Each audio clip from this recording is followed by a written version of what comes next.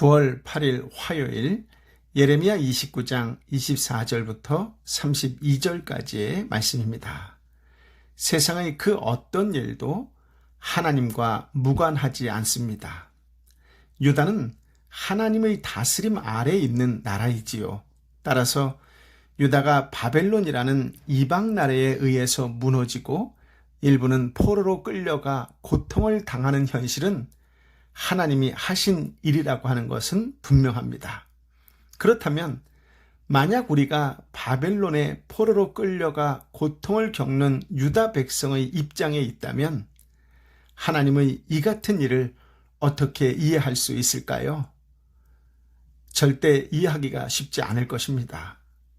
유다 백성은 하나님이 당연히 자신들을 도와주실 것으로 여겼습니다.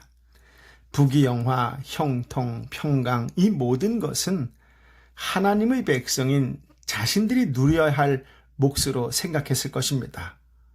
하지만 현실은 전혀 다르게 진행됩니다. 멸망을 받아야 할 이방 나라가 오히려 형통하고 형통해야 할 유다가 이방 나라에 의해 압제를 받는 이 같은 현실을 이해할 수 없었을 것입니다. 하박국 선지자도 이러한 현실로 인해 하나님께 불평했던 것을 생각한다면 하나님이 외면하신 것 같은 현실에서도 하나님을 바라보고 하나님을 의지하는 믿음의 길로 간다라고 하는 것은 참으로 쉬운 일이 아닙니다. 하지만 이것은 하나님이 누구시고 하나님이 어떤 뜻을 가지고 일하시는가를 아는 것으로 해결될 수 있습니다. 바벨론의 포로로 끌려간 유다 백성들에게 쓴 예레미야의 편지 내용은 아주 매정합니다. 고통을 겪는 백성들의 마음을 달래주고 위로해주는 말은 전혀 없고 오히려 70년이 차야 돌아온다는 말로 그들을 절망하게 했지요. 70년이 차야 돌아온다면 당시 포로 생활을 하는 장년들은 모두 고향으로 돌아갈 수 없을 것입니다. 고향으로 돌아갈 수 없다는 뜻이 되지요. 그래서 2년 내에 돌아오게 한다는 거짓 선지자의 말에 마음이 기울어지는 것입니다. 그 말이 더 희망적이기 때문이지요. 그러나 예레미야는 계속해서 포로된 것이 하나님의 은총이고 포로되지 않고 유다에 남게 된 것이 오히려 해가 되는 일이라고 말합니다. 유다는 여호와의 말씀을 듣지 않아서 망했습니다. 즉 불순종해서 망했습니다. 포로가 되었든 되지 않았든 상관없이 모두 유다 백성 모두가 여호와의 말씀을 듣지 않았다는 동일한 죄 아래에 있었습니다. 포로된 입장에서 보면 포로되지 않은 사람들이 잘 된 것처럼 보이지만 하나님이 보실 때는 모두가 동일한 죄 가운데 있는 것이지요. 사람을 부자, 가난한 자, 높은 자, 낮은 자로 구분하는 것은 우리 인간들의 기준이고 시각일 뿐이지 하나님이 보실 때는 단지 죄인일 뿐입니다. 그렇다면 예수 그리스도를 믿는 신자가 사람을 볼 때도 죄인이라는 기준으로 벗어날 수는 없습니다. 따라서 복의 여부도 죄를 기준으로 하여 생각해야 합니다. 그렇다면 재물이 복이 아니라 죄에서 구원받은 것이 복이라는 것을 알 수 있지요. 유다가 하나님의 말씀을 듣지 않음으로 인하여 망한 것이라면 그들이 죄를 깨닫고 하나님께로 마음을 돌이키게 되는 것이야말로 하나님의 진정한 은혜라고 할 수 있습니다. 이것이 포로되게 하신 하나님의 뜻입니다. 포로되게 하시고 하나님의 말씀대로 70년의 포로 생활을 하게 하심으로 하나님이 그들을 다스리고 있고 말씀대로 이루어짐을 체험하고 깨닫게 하고자 하신 것이지요. 포로되지 않은 사람은 이것을 배울 기회가 없습니다. 하지만 포로된 사람들은 하나님이 누구신가를 알게 된 자로 돌아오게 되는 것이지요. 그렇다면 참된 이스라엘은 유다의 남은 자가 아니라 포로된 백성들인 것이고 따라서 포로되게 하신 것은 그들을 참된 백성으로 만드시기 위한 하나님의 은총이 되는 것이지요. 그러므로 하나님의 은총은 외적인 조건과 형편으로 판단해서는 안 됩니다. 하나님이 우리를 도우시는 일이 단지 좀 더 좋은 형편을 누리게 하는 것이 아니라는 점을 잊지 말아야 합니다. 비록 힘든 문제가 있다고 해도 그런 문제로 인해서 하나님을 생각하게 되고 내 뜻대로 사는 삶이 아니라 하나님의 뜻에 따라 인도받음을 믿게 되고 하나님께 마음을 두게 되는 삶으로 감사할 수 있어야 합니다. 하나님을 우리를 이러한 백성으로 만드시기 위해 하나님은 우리를 이러한 백성으로 만드시기 위해 우리를 다스리시고 간섭하시는 것입니다. 하나님의 터치가 저와 여러분 가운데 함께 있기를 예수님의 이름으로 축복합니다. 아멘. 24절부터 28절까지의 말씀을 함께 읽겠습니다. 너는 느헬람 사람 스마야에게 말하여라. 이스라엘 하나님 만군의 여호와가 말한다. 예루살렘에 있는 온 백성과 제사장 마아세야의 아들 스바냐와 모든 제사장들에게 너가 너의 이름으로 편지를 써 보냈다. 여호와께서 제사장 여호야다를 대신해 너를 제사장으로 임명하고 여호와의 집 책임자로서 예언자처럼 행동하는 모든 미친 사람을 형틀에 채우게 하고 칼을 씌우게 하셨다. 그런데 너는 왜 너희에게 예언하는 아나도 출신 예레미야를 꾸짖지 않느냐? 그가 바벨론에 있는 우리에게 편지를 보내 말했다. 시간이 오래 걸릴 것이니 집들을 짓고 그곳에서 살라. 정원을 만들고 그곳에서 나는 열매를 먹으라. 아멘. 스마야라는 거짓 선지자가 등장해요. 이 거짓 선지자가 예루살렘에 있는 백성과 제사장 스바냐 그리고 또 다른 제사장들에게 편지를 보냅니다.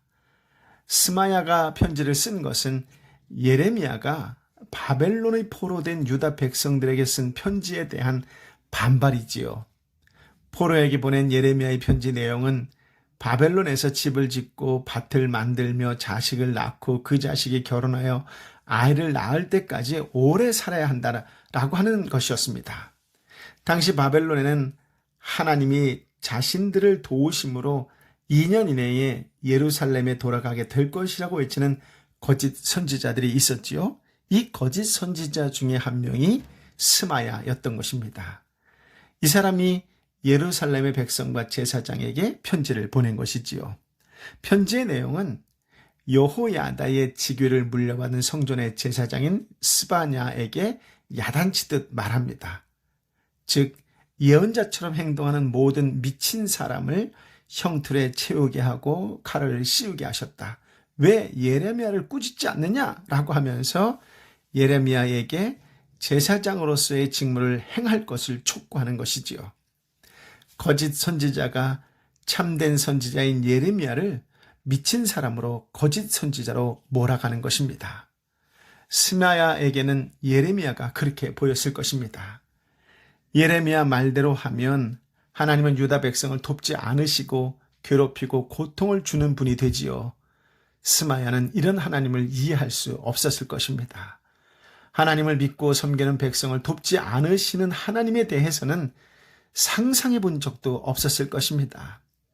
이처럼 하나님의 도우심을 당연하게 생각하는 스마야에게 바벨론에서 70년을 지내야 한다는 예레미야의 말은 하나님의 말씀이 아니었던 것이지요. 오히려 백성을 절망으로 몰아가는 말로 들렸을 것이고 그래서 예레미야를 선지자 노릇하는 미친 자로 간주하고 그 같은 편지를 보낸 것입니다. 예레미야와 스마야의 신관을 비교해보면 기독교와 세상의 종교의 차이점을 알 수 있습니다. 기독교인에게 예수 그리스도는 절대적인 존재입니다. 예수 그리스도가 절대적인 존재다라고 하는 것은 예수 그리스도 외에 어떤 것도 가치 있는 것으로 인정하지 않는다는 뜻이지요. 심지어 내 자신까지 가치 있는 존재로 여기지 않고 오직 모든 존귀와 가치는 예수 그리스도께만 있다고 믿는 것이 바로 예수 그리스도를 절대적인 존재로 믿는 믿음이라고 할 수 있습니다. 반면에 세상의 종교는 자기를 위해 신을 찾습니다. 그러니까 신이 나를 위해 존재하는 것이지요. 자신에게 가치성을 두면서 자기 가치의 향상을 위해 신을 도움의 도구로 이용하는 것입니다. 이것이 기독교의 믿음과 다른 점이지요. 하나님의 도우심을 자신이 원하고 생각하는 것대로 모든 일을 이루어 주시는 것으로 생각한다면 그것은 하나님에 대한 오해입니다. 이것이 바로 하나님의 생각과 인간의 생각이 다른 점이지요. 인간은 자기 구원에만 초점을 두고 있습니다. 그래서 하나님은 나의 구원을 위해 존재하시고 일하신다라고 생각을 하지요. 그렇기 때문에 믿는 자인 내가 잘 되도록 도와주시는 것이 옳다고 여깁니다. 이것이 하나님을 찾고 믿는 이유이기도 하지요. 즉 믿음의 근거를 자신에게 두고 있는 것입니다. 이것은 기독교가 아니라 종교입니다. 아무리 재능이 뛰어나고 탁월한 능력을 갖췄을지라도 진리를 전하지 않으면 거짓의 앞잡이에 불과합니다. 아무리 위대한 인물도 하나님과 상관이 없다면 하나님 나라에서는 쓸모가 없거나 버려질 뿐입니다. 하나님의 편에 있을 때 진정 가치 있는 자가 되는 것이지요. 저와 여러분의 가치가 어디에 있는지 아시겠지요? 우리가 하나님을 인정할 때, 하나님을 높여드릴 때 하나님께서 우리를 귀하게 여기신 것처럼 소중하게 여기시고 우리를 높여주실 줄 믿습니다. 오늘 저와 여러분의 삶이 하나님을 높여드리는 복된 삶이 되시기를 예수님의 이름으로 축복합니다. 아멘. 29절 30절입니다. 제사장 스바냐가 예언자 예레미야가 듣는 데서 이 편지를 읽었다. 그때 여호와의 말씀이 예레미야에게 임해 말씀하셨다. 아멘. 스마야의 편지를 받은 스바냐가 그의 요구에 따라 바로 예레미야를 감금하지 않고 대신 예레미야에게 편지를 읽어줍니다. 예레미야의 행동이 어떤 면에서 문제가 되고 있으며 고소의 내용이 무엇인지 알려주려는 뜻 같습니다. 편지의 내용을 듣고 있는 예레미야의 마음은 어땠을까요? 중상모략을 당한 것도 모자라 거짓말로 이간질까지 하는 스마야의 악함에 치를 떨었을 것입니다. 저는 신앙생활하면서 제일 어려운 것이 무엇이냐라고 묻는다면 용서라고 생각하고 종종 그렇게 대답하곤 합니다. 그런데 오늘 성경 30절은 뭐라 그러냐면 그때라고 표현을 합니다. 그렇습니다. 하나님은 바로 그때 예레미야에게 임하셨습니다. 바로 그때 스마야에 관한 하나님의 말씀이 예레미야에게 임합니다. 하나님은 내가 가장 힘들고 어렵고 지치고 무력하고 외로울 때 바로 그때 임하십니다. 그리고 꼭 필요한 말씀, 위로의 말씀, 생명의 말씀을 주시지요. 그렇습니다. 우리가 그때 받은 그 은혜로 지금까지도 예수 그리스도 안에 있는 것 아니겠습니까? 날마다 시시때때로 말씀 안에 거하시기를 축복합니다. 그때 주셨던 그 은혜, 지금 이 순간 바로 다시 한번 하나님의 놀라운 은혜가 임하시기를 예수님의 이름으로 축복합니다. 아멘. 하나님은 악한 스마야를 향한 심판의 말씀을 주셨습니다. 31절 32절입니다. 모든 포로들에게 이렇게 써보내라. 느헬람 사람 스마야에 대해서 여호와가 이렇게 말한다. 내가 그를 보내지 않았는데도 스마야가 너희에게 예언하고 너희로 하여금 거짓말을 믿게 했다.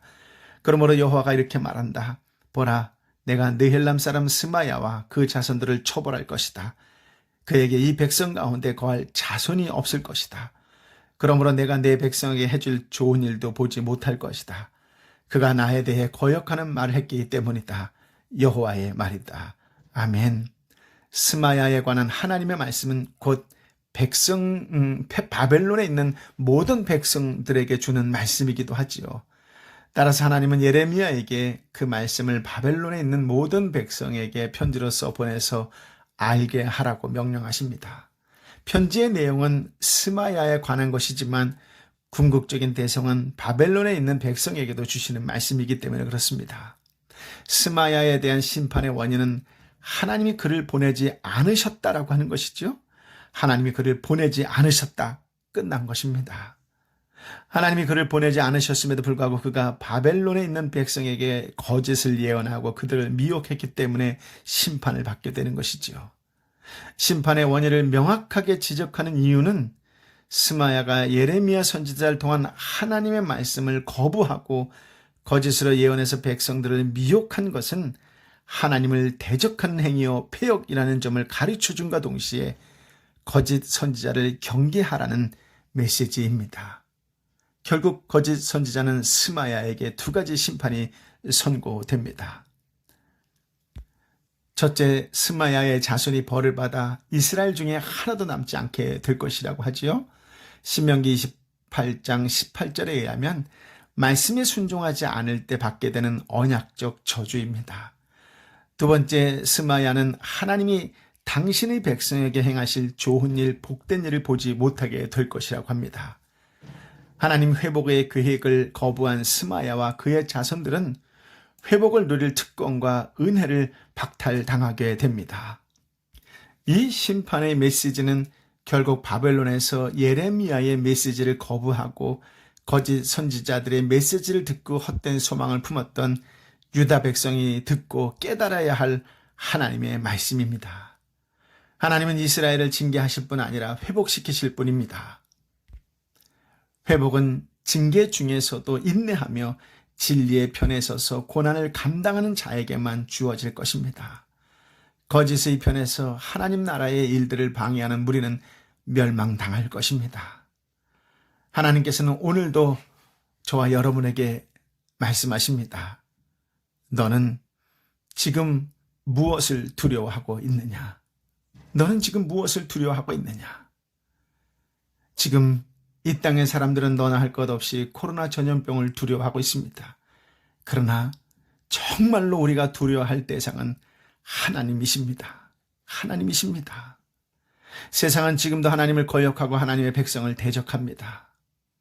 진리를 따라 사는 사람조차도 흔들리게 만드는 세상입니다. 그렇습니다. 진리를 외면하면 외면할수록 더욱 진리를 전해야 합니다. 말씀 안에 거하고 말씀에 순종하는 삶을 살아야 합니다. 비록 고난 중에도 하나님이 행하시는 놀라운 일을 보게 될 것입니다. 살아계신 하나님은 반드시 말씀대로 구원하시고 반드시 말씀대로 심판하실 것입니다. 예수님의 피로 값주고 사신 저와 여러분 한 사람 한 사람에게 그 어느 때보다도 하나님의 은혜와 평강이 가득하시기를 예수님의 이름으로 축복합니다. 아멘. 아버지 하나님, 참으로 귀한 말씀, 생명의 말씀, 능력의 말씀, 은혜의 말씀을 주시니 감사합니다. 정말 이 땅에 살면서도 무엇을 두려워해야 될지를 알면서도 시시때때로 세상 사람들의 말 한마디에 글 한 문장에 흔들리는 것이 연약한 믿음입니다. 주님, 이 땅의 모든 것을 다스리고 통치하시고 모든 것 가운데에 계시는 주님을 찬양합니다. 주님, 다시 한번 우리의 기도를 들어 주옵소서. 믿음의 사람들의 기도를 들어 주옵소서. 불쌍히 여겨 주옵소서. 긍휼히 여겨 주옵소서. 다시 한번 주의 평안을 허락하여 주옵소서. 이 땅에 예수 그리스도를 믿는 모든 사람들이 같은 마음으로 통해 자복하며 무릎 꿇고 하나님 앞에 기도하는 시간이 되게 하여 주옵소서. 철저한 회개로 인한 회복을 선물로 주시는 하나님을 만나는 축복을 허락하여 주옵소서. 아프고 힘들고 지쳐있고 낭망하고 절망하는 내 이웃을 향하여 예수 그리스도의 은혜를 나누어 줄 아는 축복의 통로, 은혜의 통로, 구원의 통로의 삶을 먼저 믿는 우리에게 허락하셨사오니 그 소명을 감당하는 자로 살아가는 오늘 우리의 날이 되게 하여 주옵소서. 그 소명을 감당하는 것을 통하여 하나님께 영광과 찬양을 올리는 날이 되게 하여 주옵소서. 끝까지 기도하고 끝까지 말씀 가운데 거하고 끝까지 말씀대로 순종하는 믿음의 사람으로 살겠노라고 결단하고 결심하며 선포하는 이 시간 되게 하여 주옵소서. 오 성령이여 임하여 주옵소서. 오 성령이여 기도하는 심령들 가운데에 함께하는 공동체 가운데에 임하여 주옵소서. 역사하여 주옵소서. 이제는 길이요 진리요 생명 되신 우리 주님 예수 그리스도의 은혜와 아버지 하나님의 크신 사랑과 성령 하나님의 위로 역사 교통 충만하심이 오늘도 주신 말씀을 붙잡고 내가 가장 어렵고 힘들고 눈물밖에 나지 않는 그 외로움 속에 있을 때에 만나주셨던 바로 그때 역사하셨던 그 하나님의 은혜를 기억하며 사모하며 그리고 결단했던 그 마음대로 다시 한번 하나님의 뜻대로 순종하겠노라고 결단하고 결심하는 하나님의 사람들 한 사람 한 사람 머리 위에 저들이 눈물로 함께 기도하는 삼토와 일토와 이 땅과 열방의 선교사님 가운데에 함께하여 주옵기를 간절히 축원하옵나이다. 아멘.